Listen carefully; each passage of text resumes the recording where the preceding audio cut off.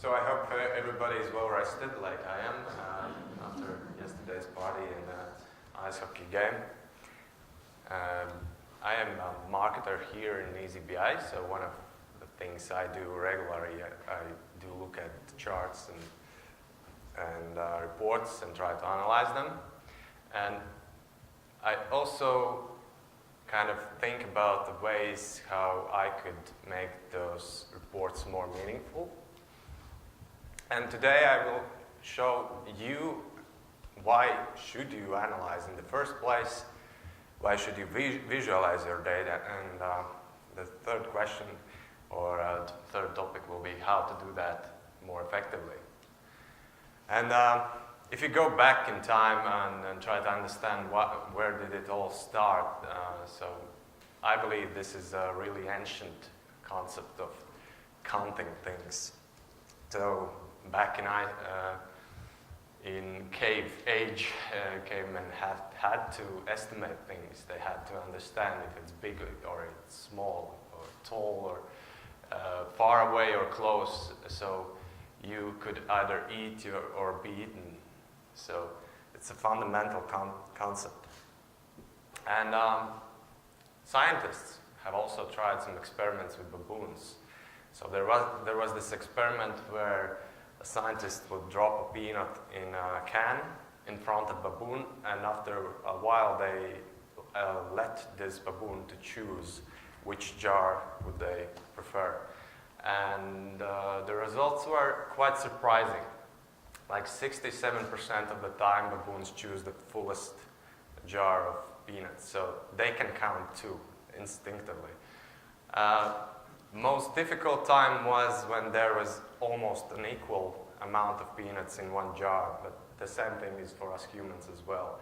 If things are more equal, it gets more difficult for us to judge which is better or worse. And so we humans, we have evolved too, and we had to think about the ways how to measure things more precisely. And why we should measure in the first place. So we want to control things, we want to improve things, and if we don't measure them, we cannot do that. So if you're serious about any kind of improvement, you better start measuring things. And since the dawn of time, men have thought of different ways how to measure these things.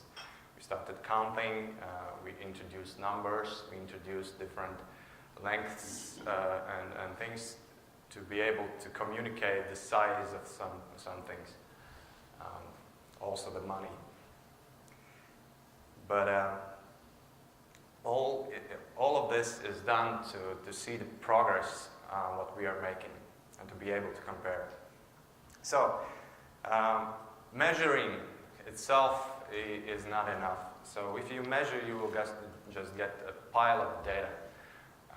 If you want to get something out of this pile of data, you have to sort or organize it or group or cluster. And this way you will get some information out of the data. But then again, if you want to gain some knowledge, you have to see where these dots are connecting. So where the data is connected, which are the groups there. And if you can understand cause and effect, this is the insight you can get out of the data. And essentially, wisdom is when you start seeing patterns that are repeating in your data. This is where you start to actually gain some clear knowledge out of it. Okay, so if patterns, anybody here can tell us what you see in this image? There are dots, right? Well, people are really very good at visual pattern recognition. This is also a survival thing. You had to be able to distinguish zebra from a lion or from a tiger, for example, to understand should you hunt it or should you run. So this is one of our most powerful features we have. 90% of all the data we get is visual. And actually the brain is very capable at recognizing visual things. We can, for example, get the just of an image in 1/10 of a second. It's like 36,000 images can be processed in 1 hour. So it's better to show one image than to convey longer text. Visuals help us detect these trends and patterns and correlations much better than we can ever do in text, and much faster as well. And visuals are tied to memory. We have this visual memory, if you say. If you have to remember phone number, for example, we can only accurately store like 7 bits of information in a textual form, whereas you can store a picture which is much, much greater information, and this picture goes directly to the long-term memory and can be retrieved later, whereas the short-term memory, if you conceive text, it's a short-term memory. You will lose it quickly. And the last of few arguments is that this visual content is more engaging, so you can wake up people with it. So, if we need visuals, then let's see how to do that better to make some influence. Anyone remembers these from the 90s? It's from PowerPoint and Excel presentations. Back then, those who learned the first grasps of presentations tried to build these really nice looking presentations, 3D and stuff, and I can actually do not have any information here because it's too difficult to read. Same goes here. Useless, beautiful but useless. Yeah, breakout 3D pie charts, I'll talk about them. These are my favorites. And this is also very beautiful and actually harmful for companies because you will quickly misunderstand the information. So if you want to lie, you could show charts like this if you want to hide some information from your management. Okay, so to break it down, there are 4 main ways or main types of visualizations. The most commonly used are top 2, comparison and composition, and more advanced analytics, I would say, will use also the distribution and relationship analysis, which is less commonly used. So, to review one by one, so comparison allows you to compare things. You can list key values in order, compare them one to another, rank them from biggest to smallest, and show some patterns, see gaps and spikes. This is very valuable, and this is one of the most used charts out there. Composition allows us to understand how a part compares to the whole, or how the whole breaks down into parts. And most of the time I like to see them in a relative basis, like 100% for each category, and then split up, because then you can see the comparison of how it's distributed and not exact numbers, because exact numbers, as I will show you later, not always work. Distribution. This is one of the bar charts, which is histogram chart, which shows how values are distributed across some scale, like, for example, population by age, and distribution by country, geographical data. And last but not least is relationships, where you can see some correlations between 2 related data, see some connections, scatter plots, bubbles, line charts. Okay, I will dive in and dissect some of those most used charts and reports. So one of the first ones, of course, is table charts. We all start with table charts. And tables are actually really good if you need to see exact values and the data set is really small. we would not recommend more than 2-3 data points, so 2-3 columns of data in tables, and these tables shouldn't be large. If you use large tables, there are visualization methods like heat maps you can use to kind of spot the pattern, but that's slightly different kind of animal. So tables are really good for comparisons, compositions, and some relationships in a small sets. Then again, if these sets are bigger, or sometimes if you want to convey information that's holding the shape of the data, some kind of triangle pattern or correlation or difference in sizes, it is better to use charts instead of tables. Okay, so column and bar charts. So for column charts, what I've shown you, so maximum recommended number of different measures you use in one column chart is 5, maybe 7. I have only one, this average age of open issues, which is split across different time frames. With different measures, I mean like open issues, closed, etc. No more than 5 recommended. If you compare single measures, like in this example here, then you can use up to 20 to reliably see some kind of pattern and be able to read the data. And it's advised to use these labels on the chart to be able to read directly the numbers. Column histogram charts are form of distribution. So you can see, this is, for example, I believe number of issues by age. Yeah, not quite sure. I've hidden the table here, but this is what it is. And it also shows you some kind of pattern.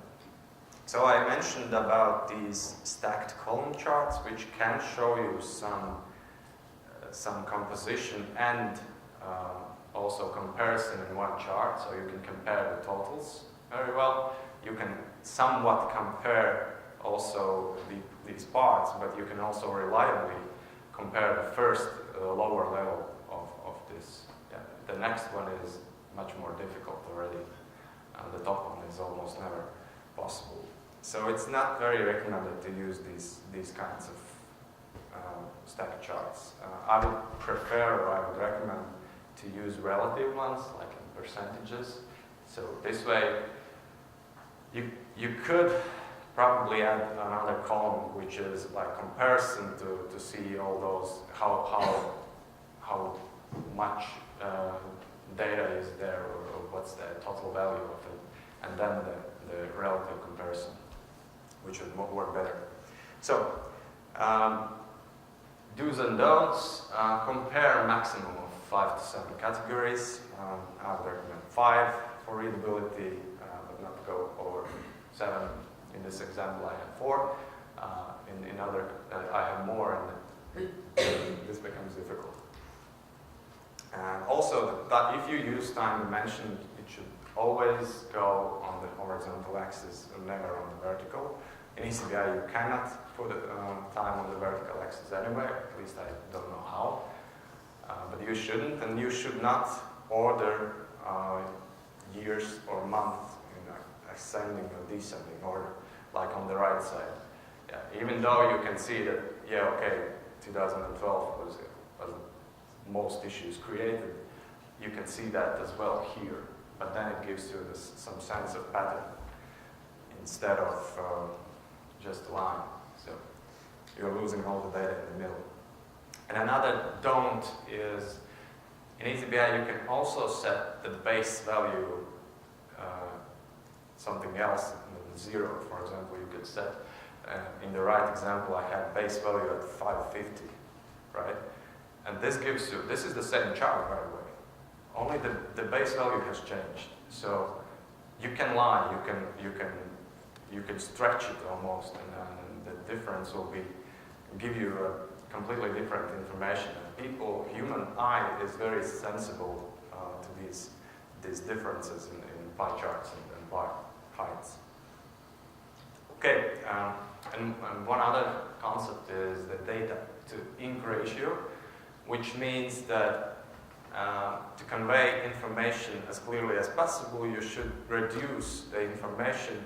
The idea comes from newspapers. When you have to print out some information, the less ink you use it to present that information, the better. And this is how it works. For example, this is the old good 90s pie chart with those nice backgrounds. You start by removing any backgrounds which are unnecessary. You remove labels because those are already under the chart. You can reduce redundant information that's not required because it's already in the title chart name. You can remove these borders. You can reduce colors. Remove these special effects like 3Ds that never work. And shadows, not a good thing. Bolding. You want people to see these charts and bars and not the text around it. So you can remove the bolding or lighten the labels or lighten the lines or completely remove the lines because you don't need them actually. If you can directly label each of those columns. So this is data to ink ratio, a good example compared to this one, right? Much better. Okay, bar charts. Bar charts compared to column charts are best used when you have very long category names. In this case, I have short ones, but a good example would be website addresses, for example, which take horizontal space, and then they can squeeze in the page much better than putting them in a horizontal chart like that. So this is, and you can also use more categories than in bar charts. For example, in this one, you can add up to 15. Stacked bar charts, the same issue as with stacked column charts. You can reliably compare only the first layer, and afterwards you can compare only the totals. So my recommendation is to be careful with these and don't overdo them. Next, line and area charts. Well, line and area charts are also one of the most used chart types, and they are used when you have a lot of data points in these intervals between points are equal, like time intervals, for example. It's important if you use time intervals that you do not skip time intervals. Even if you have zeros in between, you do not skip, you include them in these reports, otherwise the report will show a completely different picture. Same for timeline charts. Timeline charts automatically will not exclude any zeros. And one remark for these charts is that you should avoid these steep curves like in this example. This is not a good example of a timeline chart. You should aim for a 45-degree angle for line charts, because if it's steeper, it's not a good practice. You can use steep ones if, for example, if you are counting impulses of some kind and measuring the frequency or the time between different impulses. Then yes, you can add these spikes if you like.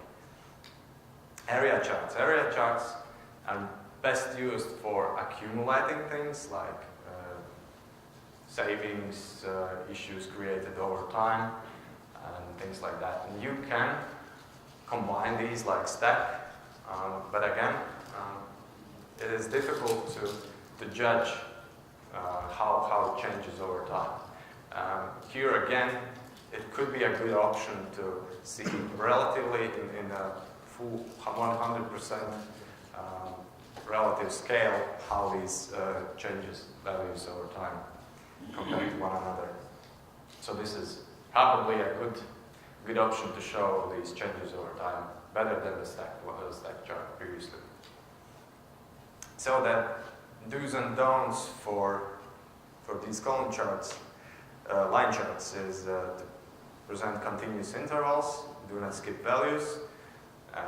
You want to emphasize a trend or rate of change, and you shouldn't squeeze or expand these charts, because then they convey different information again. And time should run from left to right and always on the horizontal axis. Okay, next one. Yeah. 45 degrees. Yep. That's on the data, it's not on me. Yes. So you can use the column chart that instead of doing continuous line, Okay. you can use these columns Yes. instead of that. Thank you. Yeah. Well, line charts are a difficult thing. You actually, if you look at stocks, for example, you can every stock application that shows you stock market, you can zoom in, zoom out, squeeze the chart on horizontal axis, and in my opinion, it's not very good. At least you should stick to one measure, not measure the same scale axis and same scale dimensions, and stick to them. Even if the data goes up, down, maybe more than 45 degrees, but you shouldn't change that from one day to another, because then one day you will understand the data in one way, and the other day somebody squeezes or expands the axis and it looks completely different, and you will have completely different judgment out of it. Okay, pie charts and donut charts. So do not, if possible and whenever possible, do not use pie charts. We have pie charts in eazyBI. I do not recommend them because they are not good at anything. Yeah, you could try to do some composition, but it's better to use other charts for that. The issue with pie charts is that most people are not quite sure they know how to use a pie chart. So this is a bad example, of course. And those that don't understand pie charts, at least clearly admit it. But those who say that they do understand pie chart create something like this, which is terrible. And we had also really good examples from news. For example, this one. Yeah, there are many things wrong with this. The first one, these are 30%. From my perspective, looks like 30% each. And they compare today, last year in 97. And also the source right below this is MOA, which is margin of error. So this is not a source. News. So the issue with pie charts is that human eye is not perceptive for angles. We cannot judge angles or areas very well. It's better to use bar charts instead. It's clear example. If you really, your manager says that he wants a pie chart, I would recommend to use donut charts, because at least there is less of an angle and more like an area or height. And do not use more than 2. And the best is to use 1 against total, yes, or compare 2 things, and not more. If you want more, you use bar charts. Okay, so do's and don'ts. Make sure you always have 100% in a pie chart. That's a typical issue. Less than 6 categories. This is a general recommendation. My recommendation is do not use more than 3, and compare ideally one to other. And do not use any shadows, 3Ds, or any kind of those. And don't try to compare things with pie charts, because it's almost impossible to use bar charts instead. So just like in this data to ink ratio, I wanted to show you how to improve a pie chart. And so, like before, you remove these backgrounds, you remove unnecessary borders, some unnecessary legends, remove these 3D effects, remove unnecessary bolding or colors. Oh, this already looks better, but you can also remove these and make the lines a little bit thicker. Yeah. This looks better. This is my favorite pie chart.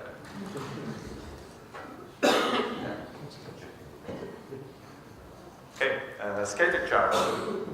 Scatter charts are for distribution, and you can see patterns and outliers, and a lot of interesting data can show up in these scatter charts. So you should try. You need at least 2 dimensions and see how they correlate with one another. You can also add the third measure to these charts, and then this will create these bubbles as a third value. But there is an issue with bubbles as well, because we cannot judge the areas as well. We tend to judge the diameters. So this is 50%, the green one is the 50% by area, and the red one is 50% by diameter. And it doesn't look twice as little or twice as big, the blue one. Okay, the map charts is actually a good way to analyze the distribution if you have some geographical data, and eazyBI supports latitude, longitude, country names, and even states, so you can do that. One issue with these map charts is that when you use the data, so that the measure will generate the intensity of the color, and I don't know about you, but I'm not very good at distinguishing intensities. Yeah, for example, Spain versus Italy versus Finland. Is there any difference? I don't know. Or Mexico. Seems similar to me. And these days, almost everything has geographical data, but it doesn't mean that you should use it. You can always overuse things. Gantt charts, good for planning, as you know, especially if you have related things, and you can add some percentage. For Gantt charts, you need the start date and end date at the least, and also you can add this percentage to show how it goes. But as you already saw yesterday in the hack, you can actually use column charts to create these Gantt charts. You need the start and end date, and then this select range, right? Yeah, cool. Gauge charts. Yeah, I never understood how to pronounce this gauge. Gauge charts can be measured against a static value, so you can set a specific static value, or you can compare it to another value. And that's the most interesting part, actually, because it then becomes dynamic. For example, if you have expenses and revenue, you can compare expenses versus revenue and see how much you're spending or overspending and how much is left. This is one example. Also, you can remove all these colorful things and stick with numbers, which is more compact. If you have more than 8 gauge charts in one dashboard, I would actually recommend to use a simple bar chart instead. This will be more compact. Mixed charts, again, you can mix the best things of everything in one chart, but then again you are losing readability. For example, because there are three different axes now, you have to understand. You are kind of color coding things, but then again, if you want to read directly some values, these mixed charts are not good for that. They are good for one thing if you want to compare different things and kind of have the trend in between and some comparison of values, but not direct values, so some gist of it. So, closing to the end of this. Conclusion.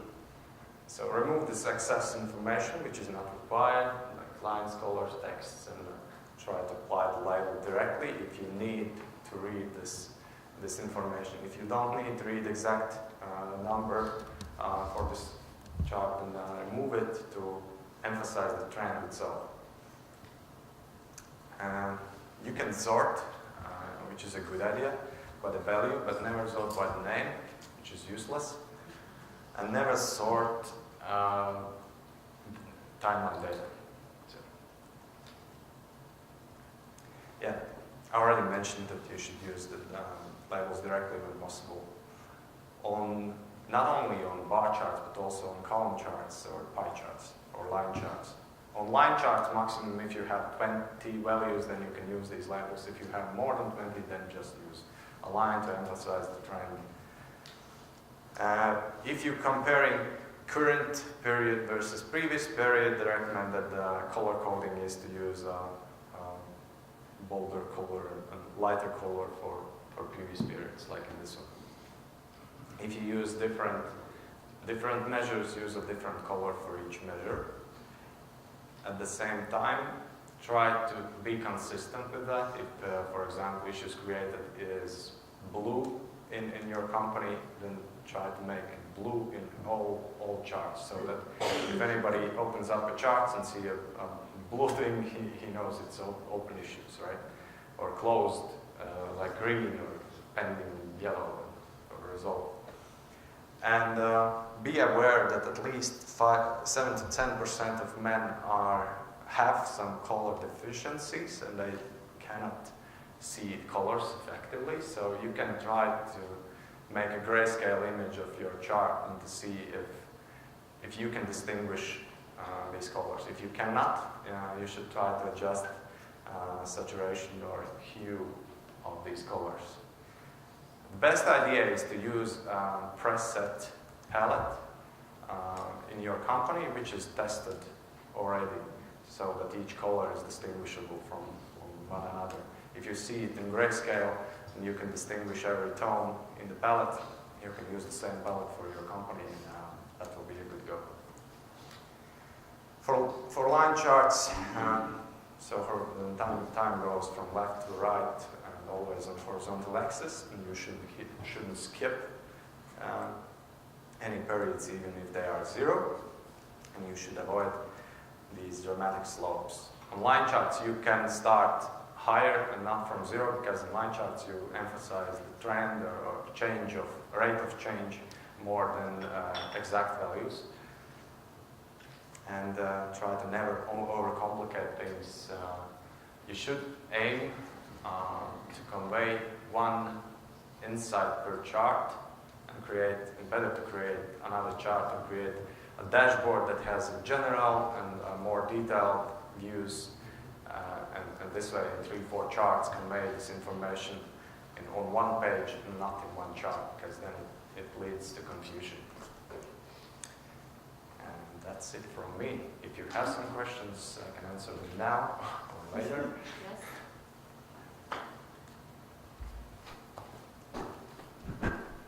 I saw in a couple of images that the bacon is in red color. Why is that, and what signals are you sending us? What was it like? The bacon, it was in red color. Why is that? Bacon. Yeah, bacon was red. Yeah. I'm not a vegan though. But it's better to not use red color. Red colors are for errors. Okay. More questions? No? Okay. Thank you.